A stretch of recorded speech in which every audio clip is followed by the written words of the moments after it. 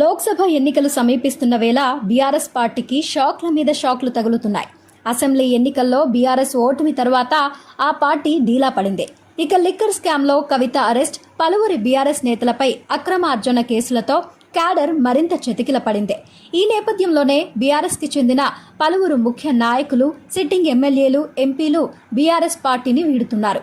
లోక్సభ ఎన్నికలలోపు మరికొంతమంది కీలక నేతలు బీఆర్ఎస్ పార్టీని వీడి కాంగ్రెస్ పార్టీలో చేరనున్నట్లుగా తెలుస్తోంది.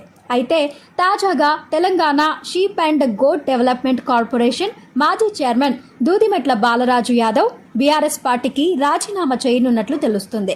భువనగిరి ఎంపీ టికెట్ ఆశించిన బాలరాజు యాదవ్ ఆ టికెట్ దక్కకపోవడంతో అసంతృప్తితో పార్టీని వీడే ఆలోచనలో ఉన్నట్లు తెలుస్తుంది.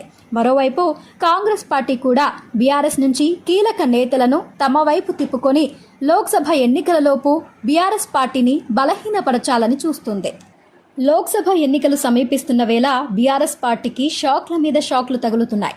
అసెంబ్లీ ఎన్నికల్లో బీఆర్ఎస్ ఓటమి తర్వాత ఆ పార్టీ డీలా పడింది. ఇక లిక్కర్ స్కామ్లో కవిత అరెస్ట్, పలువురి బీఆర్ఎస్ నేతలపై అక్రమార్జన కేసులతో క్యాడర్ మరింత చతికిల పడింది. ఈ నేపథ్యంలోనే బీఆర్ఎస్కి చెందిన పలువురు ముఖ్య నాయకులు, సిట్టింగ్ ఎమ్మెల్యేలు, ఎంపీలు బీఆర్ఎస్ పార్టీని వీడుతున్నారు. లోక్సభ ఎన్నికలలోపు మరికొంతమంది కీలక నేతలు బీఆర్ఎస్ పార్టీని వీడి కాంగ్రెస్ పార్టీలో చేరనున్నట్లుగా తెలుస్తోంది. అయితే తాజాగా Telangana sheep and goat development corporation మాజీ చైర్మన్ దూదిమెట్ల బాలరాజు యాదవ్ బీఆర్ఎస్ పార్టీకి రాజీనామా చేయనున్నట్లు తెలుస్తుంది. భువనగిరి ఎంపీ టికెట్ ఆశించిన బాలరాజు యాదవ్ ఆ టికెట్ దక్కకపోవడంతో అసంతృప్తితో పార్టీని వీడే ఆలోచనలో ఉన్నట్లు తెలుస్తుంది. మరోవైపు కాంగ్రెస్ పార్టీ కూడా బీఆర్ఎస్ నుంచి కీలక నేతలను తమ వైపు తిప్పుకొని లోక్సభ ఎన్నికలలోపు బీఆర్ఎస్ పార్టీని బలహీనపరచాలని చూస్తుంది.